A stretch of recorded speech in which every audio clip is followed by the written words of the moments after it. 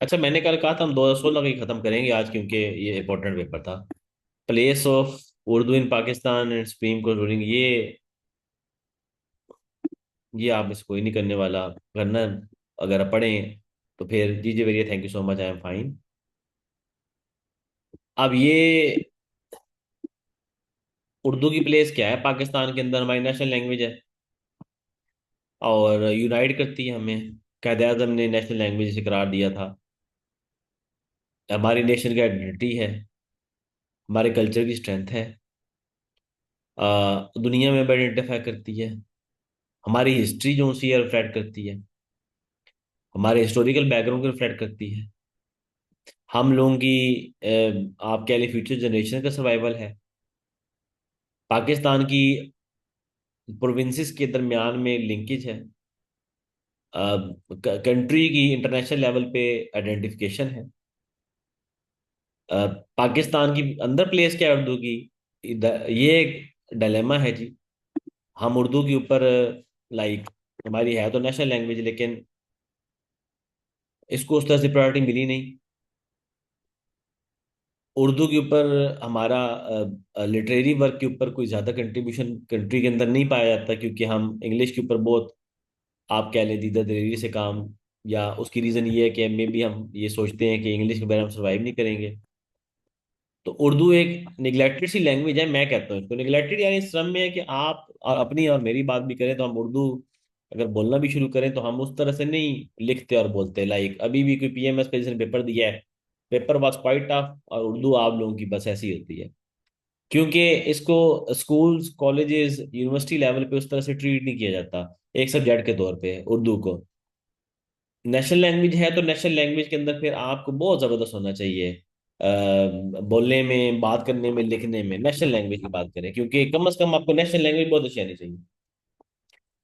तो इग्नोरेंट है हम इस फैक्ट से कि उर्दू हमारी किस तरह से आइडेंटिटी बनाती है, किस तरह से हमें हमारे हिस्टोरिकल रूट्स जो से हैं उससे कनेक्ट करती है, किस तरह से हम लोगों को ये दुनिया में एक हमारी पहचान बनाती है। तो इसलिए मे बी ये रियलाइजेशन नहीं है कंट्री के अंदर कि इसको उस प्लेस पे जो से है रखना है जो डिजर्व करती है। सुप्रीम कोर्ट की ruling making Urdu the official language of the country, ये रूलिंग मेरे ज़हन में भी नहीं है कब आई थी। पता तो होनी चाहिए हम सबको, लेकिन इसके बाद इसका डिसीजन पढ़ना पड़ेगा, तो ये ऐसे यहाँ पे आके आपका जो टफ टाइम दे देगा आपको। क्योंकि अगर आपने पूरी सुप्रीम कोर्ट की रूलिंग नहीं पढ़ी हुई कि उर्दू को किस कंटेस्ट में कहा गया था और उसके बाद इसके ऊपर क्या काम हुआ, तो ये आप नहीं कर पाएंगे। तो ये चीज़ जो सी है वो आप जेब में रखें कि उर्दू उर्दू के ऊपर अगर आपको ये चीज़ रूलिंग नहीं आती तो you will definitely find it very difficult. ठीक है, इसको इसको टाइम भी करना। अच्छा जी, तो ये ऐसे काइंड ऑफ आप ओवरऑल एस्पिरेंट्स इसको इग्नोर कर देंगे। हालांकि वैसे एक बात बताऊं आपको, ये ऐसे पास होने के लिए होते हैं। अगर लेकिन चूंकि हम इस स्टफ से गुजरते नहीं है ज़्यादा, ना इसके ऊपर ज़्यादा आर्टिकल आए होते हैं। अभी भी आप डाउन खोलेंगे या कोई और खोलेंगे तो उस पर कोई आपको ज़्यादा आर्टिकल मिलने नहीं है। अगर सुप्रीम कोर्ट ने कोई रूलिंग दी थी तो वो भी कोई मे बी कोई डॉन के ऊपर बाकी के ऊपर ज्यादा तबसरा नहीं हुआ होगा इसके ऊपर, या नेशनल टीवी प्रोग्राम्स के ऊपर भी ज्यादा तबसरा नहीं होता है इसके ऊपर, हमारे इश्यूज और होते हैं। तो इसलिए ये ऐसे ज्यादा फेवरेबल नहीं रहा स्टूडेंट्स के लिए उस टाइम में जब आया। गवर्नेंस क्राइसिस, ये बहुत सीरियस इशू, सीरियस भी है पाकिस्तान को। जब से पाकिस्तान बना है तो गवर्नेंस क्राइसिस रहा है हमारा। चलिए, इसका तीसरे बनाते हैं।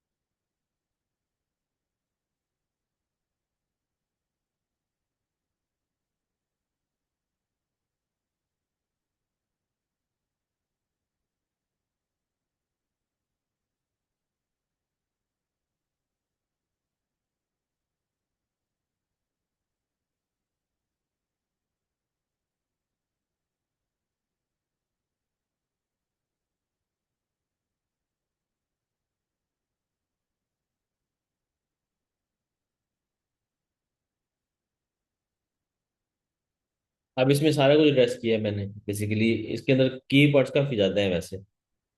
क्राइसिस गुड गवर्नेंस भी है, नीड फॉर रिफॉर्म्स भी है, इंस्टीट्यूशन बिल्डिंग भी है। तो तीन चार बातें उसने कह दी हैं। तो since its inception Pakistan has been witnessing कर रही है अभी तक आ रहा है जी।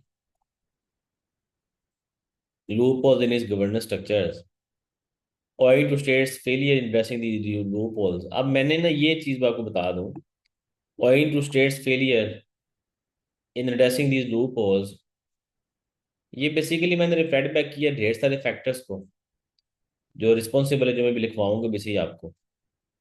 फॉर एग्जाम्पल लीड कैप्चर है, आपका पॉलिटिकल फेलियर है, पॉलिटिशियंस की कैपेसिटी कंप्रोमाइज्ड है, ये सारे इसमें आएंगे जी। और calling for reforms to address the issues. अब ये मैं जो रिफॉर्म्स लाना चाहूंगा वो लिखूंगा उसके अंदर। Calling for reforms to address the issues and calling for reforms to transform institution structures, making institution inclusive and service delivery oriented. अब ये दो बातें जी, हमारे इंस्टीट्यूशन सर्विस डिलीवरी ओरिएंटेड नहीं है ज़्यादा। लाइक मैं अगर आपको कहूँ कि हम अगर इंस्टीट्यूशन स्ट्रक्चर को देखेंगे, इंस्टीट्यूशन स्ट्रक्चर्स को, तो वो थोड़ा ना रिग्रेसिव नेचर भी रखते हैं। रिग्रेसिव नेचर क्या होती है?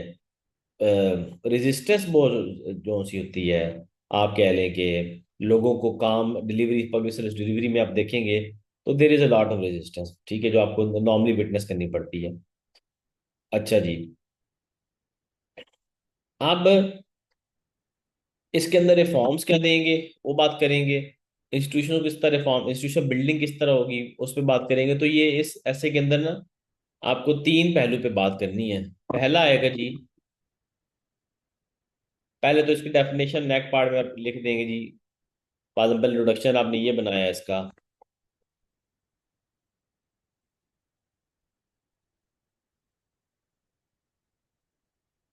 तो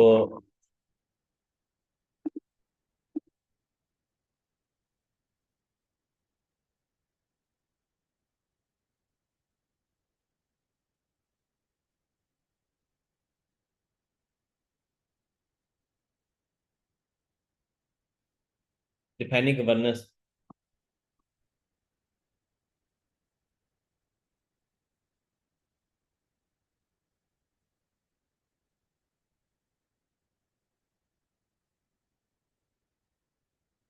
ये पूरा पैराग्राफ में लिखेंगे, गवर्नेंस डिफाइन करेंगे, इंस्टीट्यूशनल बिल्डिंग को डिफाइन करेंगे, फिर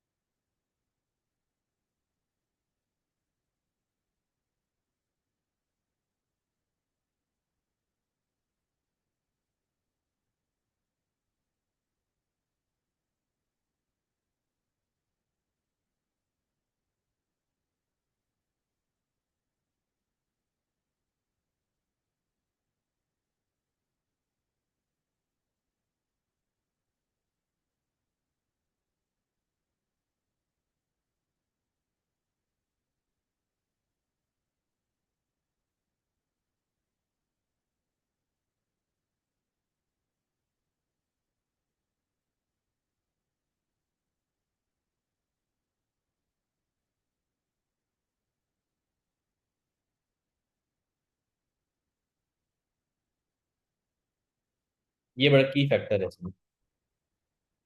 ethnic division, sectarian division, political division, ये बड़ा की फैक्टर है। मतलब आप क्या डिवीजन इन सोसाइटीज को ओवरऑल बनाएंगे। की फैक्टर इस तरह से है ना कि एथनिसिटीज जो एग्जिस्ट करती हैं पावर स्ट्रक्चर के अंदर या सेक्टेरियन, तो वो गवर्नेंस रिफॉर्म फिर सबके लिए होती हैं, तो वो इफेक्ट होने उनको लिमिट नहीं देती, क्योंकि वो कहीं ना कहीं उनके बेस्ट इंटरेस्ट को फिर उनसे क्लैश आ रहा होता है इसका। इसका पॉलिटिकल डिवीजन भी यही है। गवर्नेंस के लिए फिर आपको ना पावर देनी पड़ती है बेसिकली, पावर देनी पड़ती है। पावर डिवाइड नहीं करते आपस में।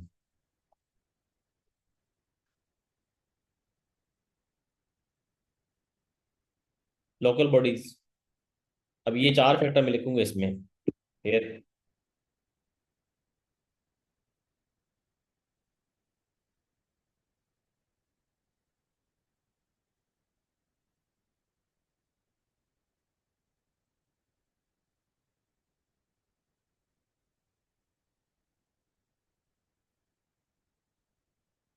फिर चार पैराग्राफ मतलब अब यहाँ पे भी, क्योंकि मैंने इसको बैलेंस करना है, मेक गवर्नेंस इफेक्टिव और इंस्टीट्यूशन बिल्डिंग का भी मिला, इकट्ठा भी दे सकते हैं वैसे, इकट्ठा भी दे सकते हैं।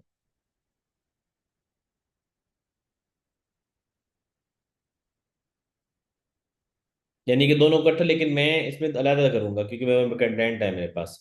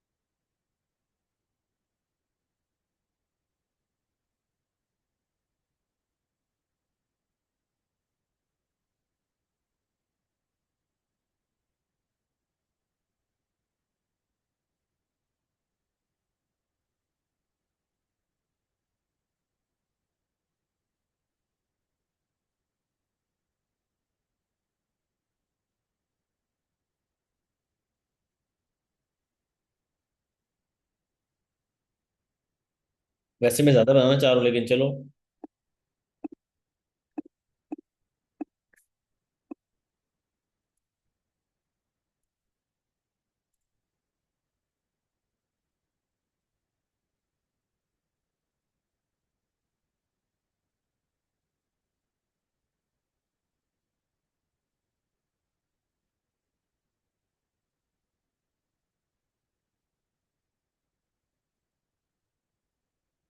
अच्छा, यहाँ पे एक और मैं बात ऐड करूँ।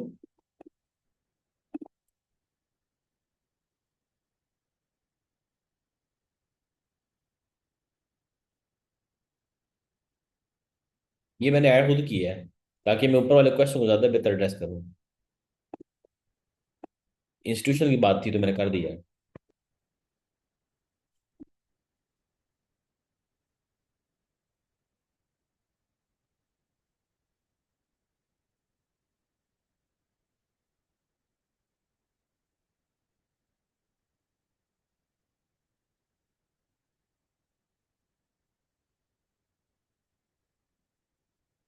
ये बड़ा इंपॉर्टेंट है, ये पॉलिटिकल इंटरफेरेंस सारी तबाही से भरी हुई है।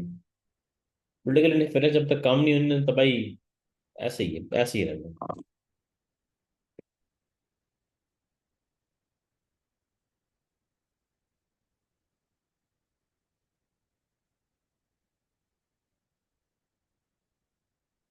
इंक्लूसिविटी इंस्टीट्यूशन में कैसे आएगी? इंटरफेरेंस खत्म होगी तो इंक्लूसिविटी आएगी, वरना नहीं आएगी। बेसिकली पॉलिटिकल इंटरफेरेंस ही इंक्लूसिविटी रोकती है।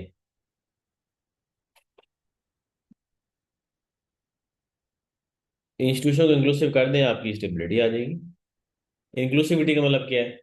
पब्लिक को ना ये इन्वॉल्व करें, पब्लिक ओपिनियन बड़ा जरूरी होता है, पब्लिक ओपिनियन ट्रांसफॉर्म करने के लिए चीजों को।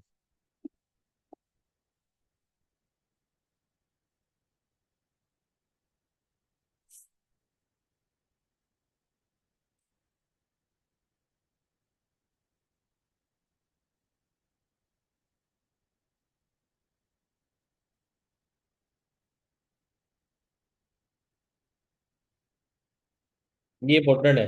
डेफिनेट टाइम पीरियड पोस्टिंग होना चाहिए। एक बंदा काम करने आता है तो उसकी पोस्टिंग इतनी तो होनी चाहिए कि वो अपना इफेक्टिव कर सके इसको। नॉर्मली नहीं होता इस तरह।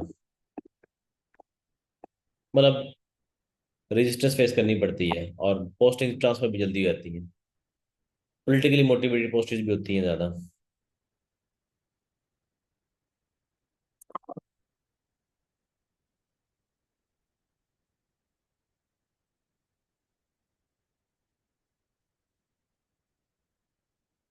ये बड़ा ज़रूरी है।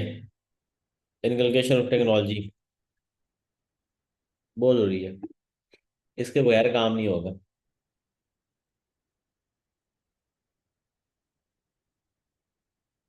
तो मैंने बात नहीं की। यहाँ तक बात समझ आ रही है। अब ये ऐसे इस पे घूमेगा सारा आपका। एक चीज देखें, ये सारी टर्म कवर करनी होती है, मजा आता बात है। ऐसे के अंदर ये टर्म सारी अब कवर करेंगे, मजा तब आएगा। अब इसके बाद भी एक पैराग्राफ में लिख दूं।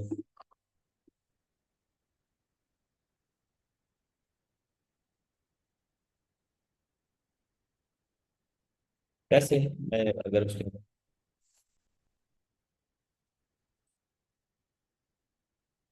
एक पैराग्राफ इस पे आ सकता है। अगर आपने एग्जामिनर को कहना है ना, भाई मुझे पास ही करो, तो फिर ये चीजें इस तरह के बैलेंस ऐसे होते हैं। वहां पे उसको ना कोई चीज रह ना जाए उसके लिए कि भाई मैं ये चीज भी मिसिंग। तो ये आप करेंगे कैसे? चार पैराग्राफ, आठ, 5, 13, 14, 15, 16 और इंट्रोडक्शन, 17 पैराग्राफ बन गए आपके। यानी कि 17 पैराग्राफ विद आउटलाइन करेंगे तो 2 पेजेस, 19 पेजेस पे जाएगा आपका ये। और 19 पेजेस के लिए आप इतना ऐसे होता है स्कूल से, 19 एक पेज का बन जाता है। अगर आप अभी इसमें उसने चीजें भी काफी पूछी है।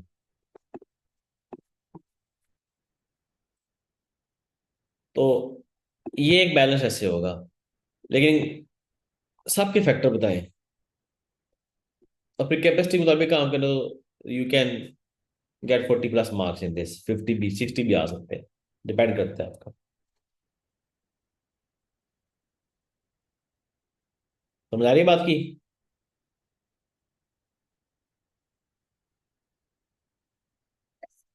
जी बताएं। सर इसमें reforms to make governance effective in Pakistan मेरे ख्याल में पूछा तो नहीं है, तो हम इस हेडर को करेंगे। किस तरह से मतलब? Sir reforms to make governance effective in Pakistan मतलब मैंने कहा स्टेटमेंट के अंदर तो गवर्नेंस को इफेक्टिव करने का नहीं कहा हुआ तो। नहीं तो मुझे एक बात बताएं आप। वैसे कि वैसे आप एक बात बताएं। मैंने अब उसको मुकम्मल एक वे आउट तो देना है ना। आप अगर जी जी। आप अगर कहेंगे कि मैं नहीं देता, ठीक है, तो फिर आप कोई रूल बोल रहे हैं ना। फिर एग्जामिनर डिमांड कर रहा है कि आपने कहा जी reform to make governance factor in Pakistan. Basically तो सर हम एक, ये देखें। अगर हम कलेक्टिव बना लें कि ये देखो, रिफॉर्म्स फॉर इंस्टीट्यूशनल नहीं, इंस्टीट्यूशन बिल्डिंग। एक मिनट बताता हूँ आपको। एक द क्राइसिस गुड गवर्नेंस, मैंने ये इसको एड्रेस किया। जी दूसरा सर। रिफॉर्म्स, तो मैंने ये किया। इंस्टीट्यूशन बिल्डिंग, ये किया। फर्दर ये, ओके सर समझ आ गया। क्योंकि आपने सारी चीज़ें एड्रेस तो करना है उसकी। Okay. Okay sir thank you.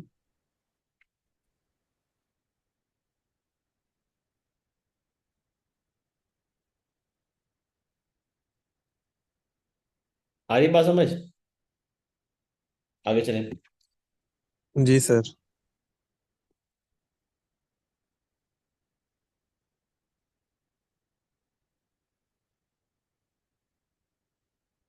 Text culture.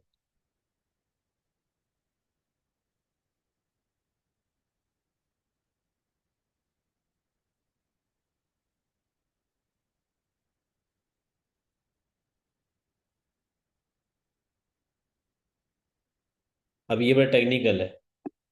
Perspective क्या है इस पे वैसे?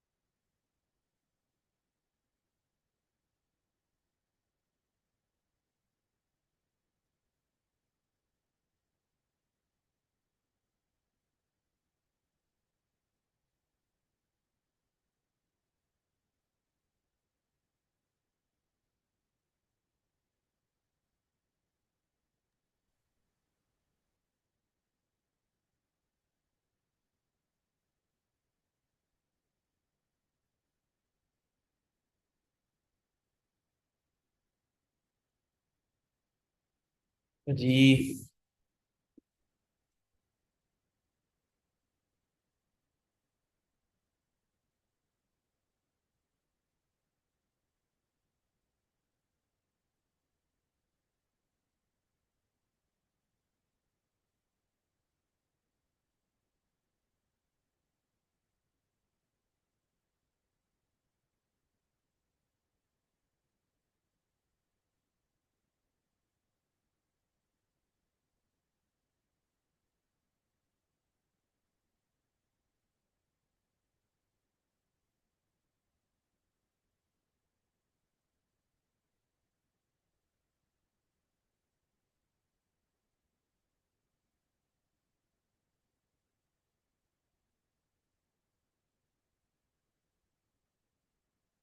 अच्छा जी, यहाँ पे ट्रिकी है बहुत ज्यादा।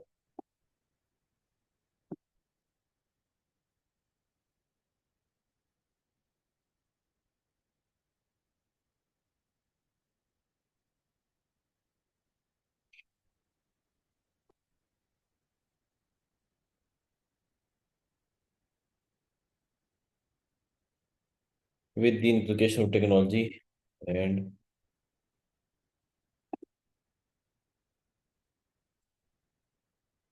transparency in tax filing। बड़ा मजा है कैसे है वैसे। प्रॉब्लम आई टैक्स सिस्टम पता है क्या है? बिलीव नहीं है लोगों का। इसलिए मैंने पर्सपेक्टिव लिखा है वैसे यहाँ पे। मतलब normally people they do not believe कि हम टैक्स हमारे ऊपर लगेगा भी नहीं। The tax culture in Pakistan reflects a negative perspective of people who believe that tax system is flawed, expectative, which invites challenges for the state to enhance its tax net, but with the inculcation of technology and transparency in tax spending,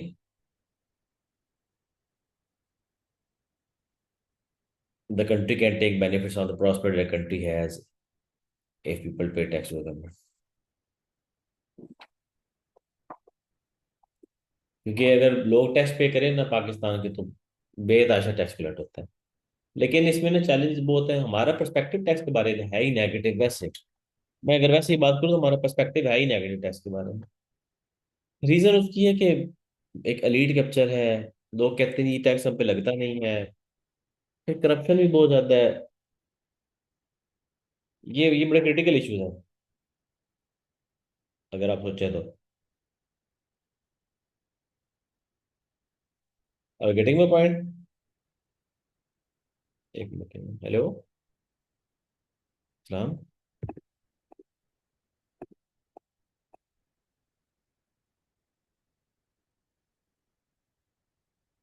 जी जी बात करवाएं। जी जी वकार बात करवाएं।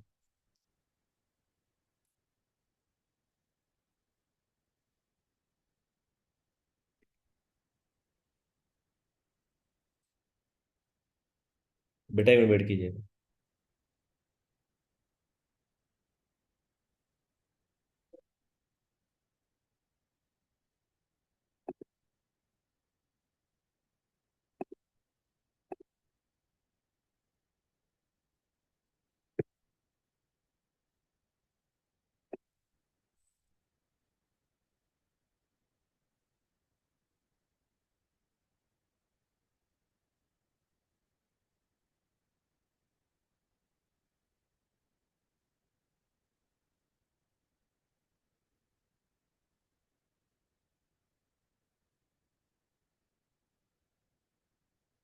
वालेकुम। ठीक ठाक। वो दफ्तर में बैठ के अब पहला फोन मुझे किया है।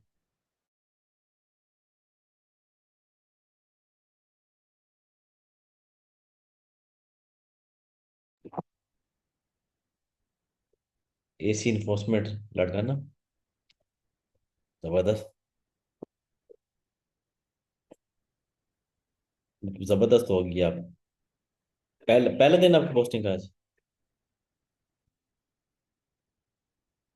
हम्म। ओके। तो आप दफ्तर में बैठे हैं अभी?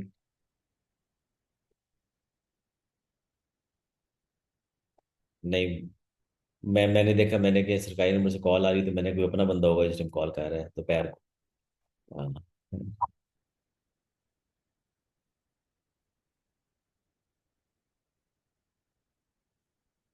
नहीं मैंने ब्लॉक किया हुआ है। भी यार रूटीन ऐसी होती है। अभी भी क्लास में बैठा था तो भारत आपको बहुत बहुत मुबारक को ये दिन देखे आ ही गया ना फिर फाइनल। आपको बहुत मुबारक हो। ठीक है। और रात को ना मैं मेरा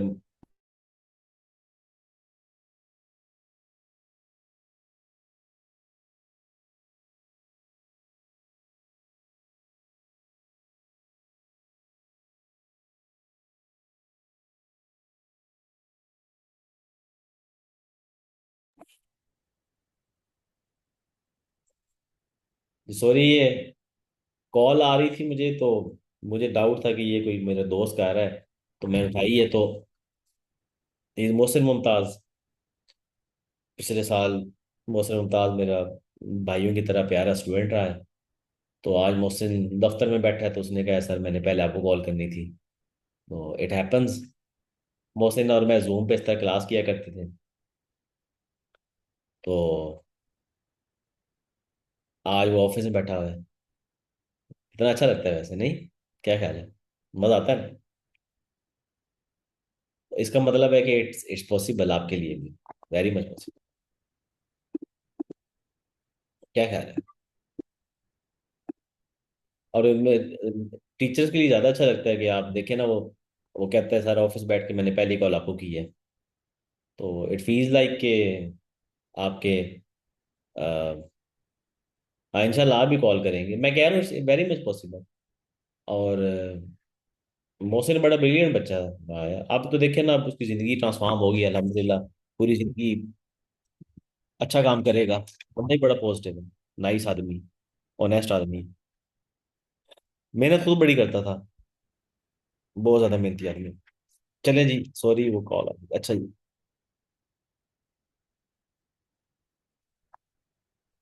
अच्छा जी, आगे चलते हैं इसको लेके।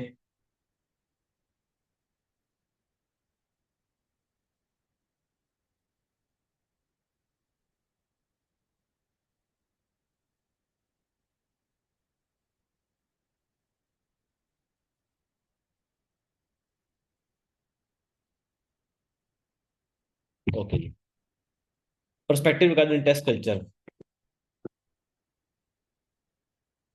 क्या है जी, मैंने पर्सपेक्टिव लिखना जरूरी है इसके अंदर, मैं एक बात बताऊँ, ये जो पर्सपेक्टिव है टेस्ट कल्चर के लिखना जरूरी है। हमारा टेस्ट कल्चर पर्सपेक्टिव जो है वो नेगेटिव है, वैसे मैं एक बात कहूँगा, इसमें मैं क्या लिखूंगा? Perspective regarding test culture is negative. Negative है, गवर्नमेंट साइड से भी नेगेटिव है कि गवर्नमेंट बिलीव करती है कि लोग टेस्ट नहीं करते, टेस्ट कल्चर के अंदर आना नहीं चाहते। ओवरऑल मैं दोनों बात करूंगा, मैं इसमें दोनों बातें करूंगा। टैक्स कल्चर के बारे में अगर मैं आपसे बात करूं, तो इसमें ना लोग आना भी नहीं चाहते, लाइक हमारे लोग कहते हैं टैक्स ना ही पे करो। ओके। और उसके उनकी रीजन क्या है लोगों की, वो कहते हैं कि जी टैक्स देने से हमें कोई फायदा नहीं होना। लाइक जो kind of corruption, lack of accountability, lack of transparency, ये जो इश्यूज पाकिस्तान के अंदर चल रहे हैं, ये रिस्ट्रिक्ट कर रहे हैं स्टेट की एबिलिटी को कि टैक्स कलेक्ट करें। और टैक्स का सिस्टम जो है ना, वो कल्चर टैक्स पे करने का नहीं, इसलिए भी है एलीट कैप्चर है, इसलिए भी पर्सपेक्टिव टैक्स कल्चर का जो सा है वो दोनों एंड में नेगेटिव है। और टैक्स कल्चर को एनहांस करने के बारे में भी ज्यादा सीरियसनेस लीड्स की तरफ से नहीं आती, और जब तक लीड्स की तरफ से नहीं आएगी तो ये कल्चर ऐसे ही रहेगा। तो एक तरफ लोग कहते हैं कि जी, या गवर्नमेंट ऑफिशियल्स, हम लोगों को देखते हैं तो हम कहते हैं कि लोग पे नहीं करना चाहते, और दूसरी तरफ हम लोगों की साइड पे जाए तो हम कहते हैं कि लोग जो उनसे हैं वो बिलीव नहीं करते टैक्स सिस्टम के अंदर, कि वो लगता नहीं है, या वो टैक्स की मनी पता नहीं हमारी कहाँ चली जाती है। तो this is kind of perspective जो आपने बिल्ड करना है यहाँ पे।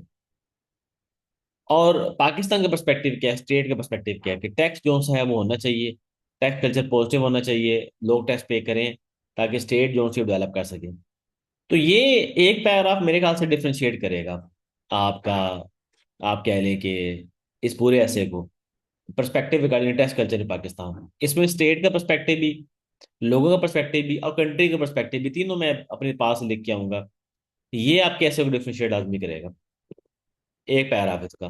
तो ये इंट्रोडक्शन के बाद आएगा। अच्छा, ये आप समझ रहे हैं कि ये थीसिस स्टेटमेंट जो सा है, ये पूरा इंट्रोडक्शन लिखना है आपने, खाली थीसिस नहीं लिखना है, ये बात समझ रहे हैं आप लोग? क्योंकि मॉडलिंग ब्रेक कर रहे हैं, ये बात समझ रहे हैं आप, नहीं समझ रहे? बताएं मुझे, ये बात समझ आ रही है, ये नहीं आ रही? ये पूरा इंट्रोडक्शन लिखना है, ये सिर्फ मैं आपको मॉडलिंग ब्रेक आके दे रहा हूँ, इंट्रोडक्शन में पूरी चीज लिखनी है। अच्छा जी, ये अब एक पैराग्राफ का पर्सपेक्टिव रिगार्डिंग टेक्स्ट कल्चर आएगा, उसकी तीन स्टेप मैं बना सकता हूँ।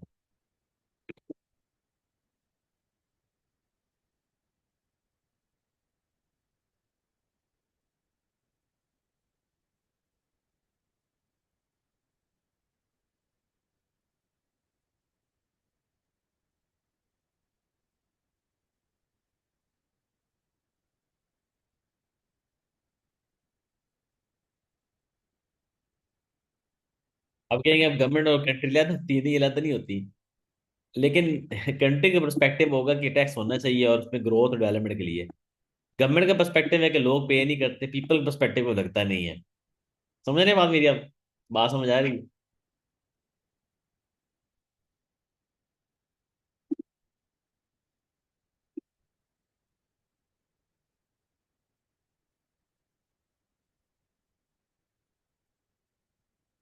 अच्छा, उसके बाद लिखेंगे जी,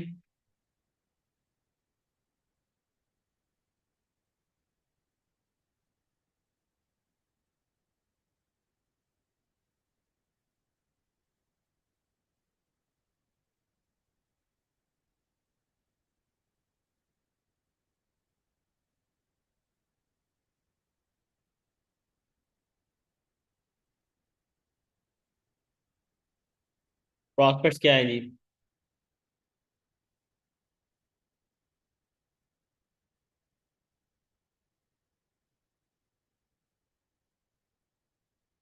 ये प्रॉस्पेक्ट है या नहीं है बताएं। ये बहुत बड़ा प्रॉस्पेक्ट है, पता है आपको? Pakistan needs to get rid of the IMF। ये बहुत बड़ा प्रॉस्पेक्ट है।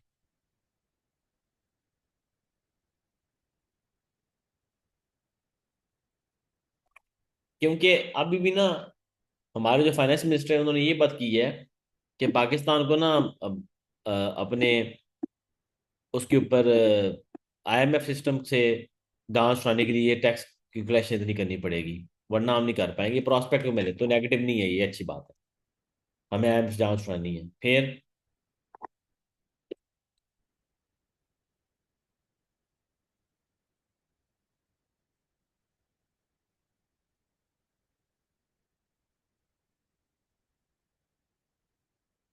Transformation of economy has become need of the hour, वरना हम एग्जिस्ट नहीं करेंगे, ये भी प्रॉस्पेक्ट है। ये फोर्सफुली कह रहे हैं आप, फोर्सफुल। वरना पता है क्या हो रहा है? हम उतने फंड कलेक्ट नहीं कर पा रहे। हम आप कह लें कि उतने रेवेन्यू नहीं कलेक्ट कर पा रहे कि हम लोग जो से हैं वो स्टेट को, लोगों को फैसिलिटेट कर सकें। तो ये भी पॉजिटिव चीज़ है, ये भी प्रॉस्पेक्ट में लूंगा मैं।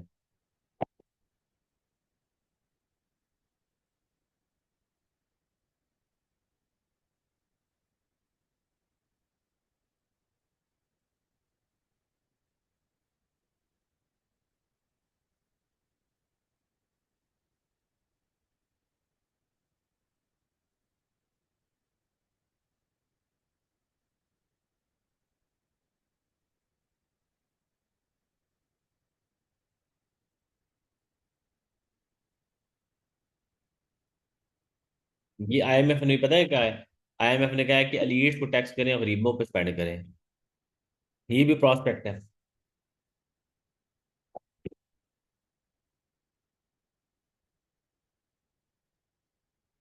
इकोनॉमिक डिलिटरेशन भी प्रॉस्पेक्ट है।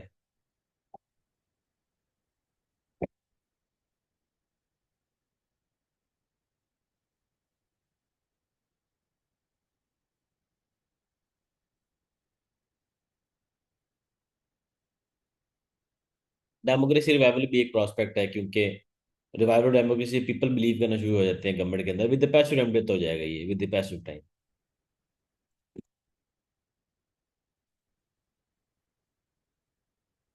ये मैं लिख रहा हूँ, लेकिन ये बहुत ज्यादा इफेक्टिव नहीं है पॉइंट, क्योंकि आपको पता है हमारे हालात क्या हैं। लेकिन एक डेमोक्रेटिक ट्रांजिशन चलती आ रही है 2008 से, ठीक है वर्स्ट फॉर्म है, आप अगर मानते हैं उसको तो।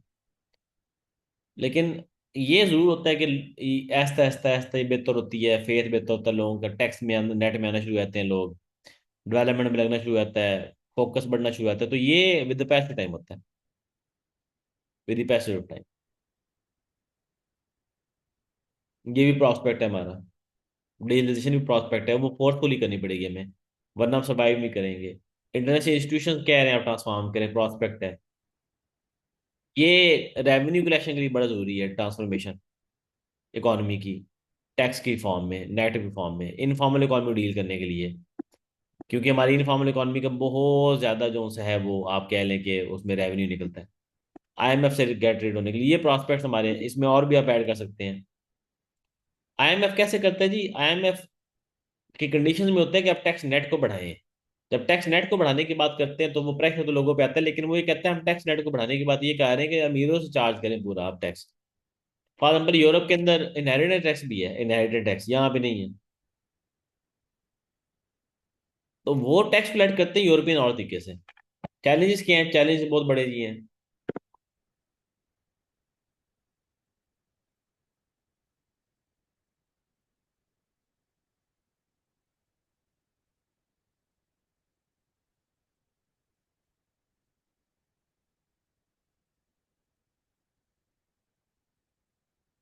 ये तो चैलेंज बड़े क्लियर है आपके। और पहला चैलेंज है जी आपका सीधे सीधा, lead capture.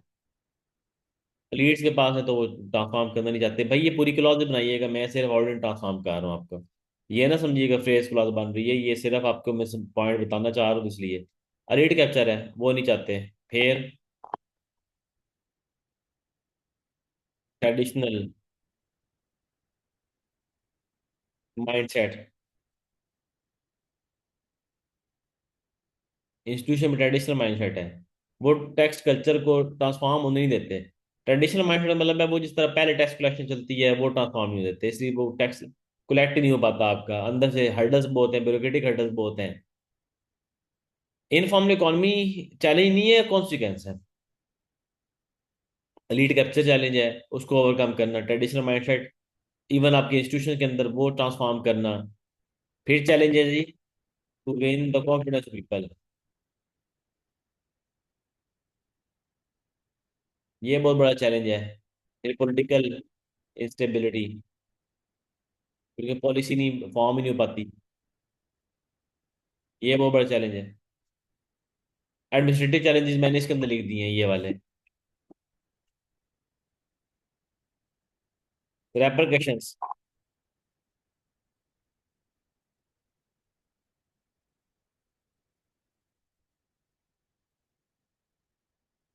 Informal economy.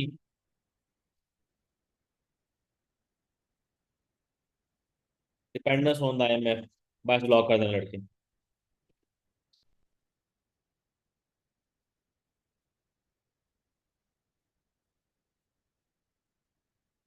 Compromise development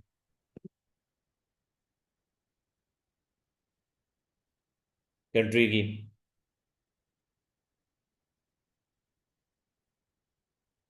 ये सारे रेपरकशन भी लिखेंगे आप, 3 पैराग्राफ में लिखें, अच्छी बात है। सॉल्यूशंस।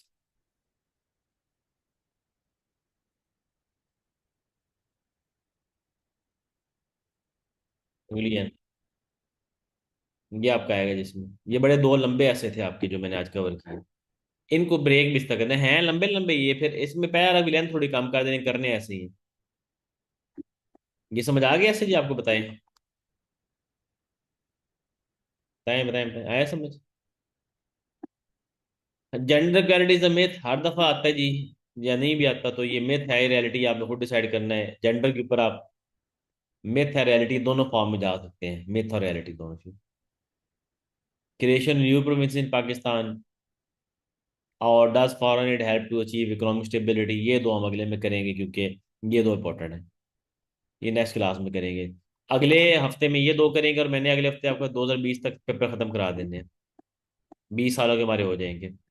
थोड़ी स्पीड स्लो की है क्योंकि ऐसे इंपॉर्टेंट है, ये सारे लिखने पड़ते हैं सारे। लेकिन अगले क्लास में हम अगला पेपर भी 17 का सॉल्व कर लेंगे, और नेक्स्ट थर्सडे को सेशन क्लोज हो जाएगा, 20 साल के पेपर पूरे हो जाएंगे आपके। ठीक है। अगले आप दो ऐसे अगली क्लास में करते हैं, समझ आए ऐसे इसकी? आ रही समझ? बताएं। आ रही समझ? Thank you ji.